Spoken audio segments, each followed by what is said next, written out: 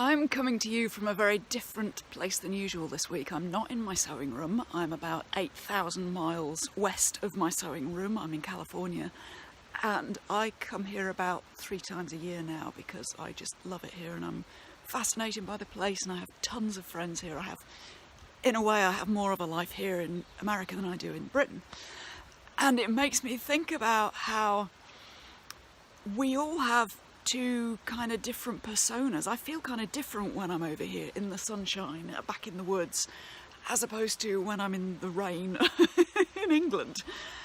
And it reminds me very much about how I feel like as an artist we have sometimes two personalities, and there's a constant push-pull between the part of us that's all inspired and creative and ready to take over the world, and there's this other part of us that doubts everything we say and do and has these intense off days when you just get very down or distressed, or you just feel like nothing's working, and we kind of resign ourselves to the way it's sort of artistic temperament, it's just something that happens, and it is to an extent.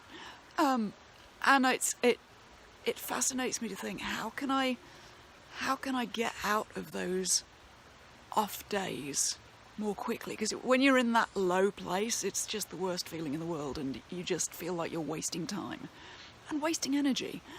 And for a long time, I wanted to figure out how to stop those off days happening. And then came to a point where I realised that everybody has those off days. It's not about stopping the bad times from happening. It's about having those bad days, but getting out of them faster. It's like when you have even a complete meltdown. Yes, I have them too. How do you steer yourself out of a meltdown faster? Does that make sense?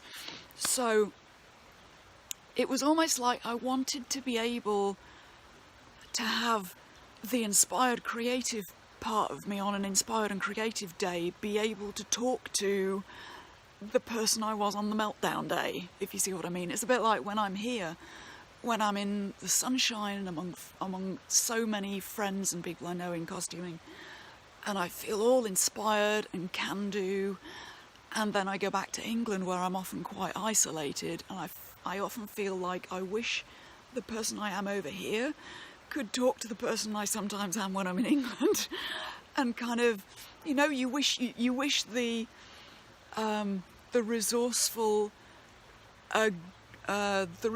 part of you could talk to the part of you that doesn't do so well sometimes. How do you get yourself out of those bad times faster? And literally the best way I've found to do it, because you can kind of, when you have a meltdown day, you can kind of wait it out. Or you can kind of try and appease yourself by going out and distracting yourself, or going and watching a movie, or buying yourself a treat to try and cheer yourself up. Or how do you get inspired? And I wanted to really find a way to do it that wouldn't mean that I would have to always lean on other people, or have to go to other people and take it. I mean, it's good to talk to other people when you're in that place, but I wanted to be able to find a way to get myself out of those distressed or depressed times without having to go to other people. How could I get myself out? And if you're dealing with serious chronic depression, you need to go and get the help you need to get. You need the medication, you need the talk therapy. If you're seriously dealing with these issues, you need to get help with that, and I'm not negating that. But if you're going through just the day-to-day ups and downs, and you want to be able to get out of the downs faster and back up to the place where you're productive and creative and feeling good, I found the best way is to literally write letters to myself. I have a notebook here where I have things that once seem impossible but now are a reality in my life. Statements of how I see myself when I'm at my best and the person I want to be, It's like I teach my business students to have a vision board, to have literally pictures on the wall of the stuff you want, to like snap yourself out of it faster. And when it's a real, proper, freaking meltdown, when you're just down there and you can't get out and everything feels like it's just collapsing around your ears, I have a meltdown list. I literally have a list of things I can do, because when you're in that place and you're that far down, you just can't remember how to get out of this place, and it's just an awful, awful place to be. So I have a list of things I can do, like go to sleep, literally go and have a nap, and and reminding myself simple things to do. Drink some water can be a good one. I had a time where I found a way out that I was able to add to the list, where I literally ended up lying on my living room floor, because I was so far down there and just was like done with everything, had enough, and I ended up lying on my stomach on the living room floor, and because I was lying on my front, I started breathing and noticing my breathing, and I lay there for about 10 minutes, and it did calm me down. So I know now to it's on the list. The one thing I can do if I'm feeling really, really just distressed and nothing's working is that I can go and literally lie on the floor. Just lie on the floor and breathe. And it can be the stupidest things, the craziest things, but if you have an actual list written down that that's got like a pink bookmark that you can go to, it's like having your guardian angel there to tell you what to do. It's like the most resourceful part of yourself has like left a note for you when you're at the person who you are when you're at your best has left a note for the person you are when you're at your worst to help get you out faster.